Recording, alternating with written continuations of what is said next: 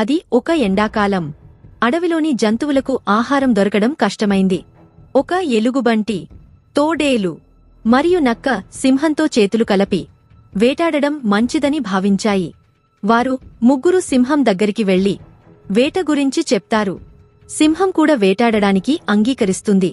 నలుగురు కలిసి వేటకోసం అడవిలోకి వెళ్తారు. ఒక గేదె ఒంటరిగా మేత మేస్తుండడం చూసి అందరూ దాన్ని చంపాలని ప్లాన్ చేస్తారు. నక్క మరియు తోడేలు ముందుగా గేదెను వెంబడించాయి. ఎలుగుబంటి గేదెను అడ్డగించింది. సింహం గేదెను చంపేసింది. నక్క గేదెలో వాటాలు వేసింది. ఎవరి వాటా వారు తీసుకోబోతుండగా సింహం గర్జిస్తూ, అలాగే మిత్రులారా, ఇందులో మొదటి వాట నాది.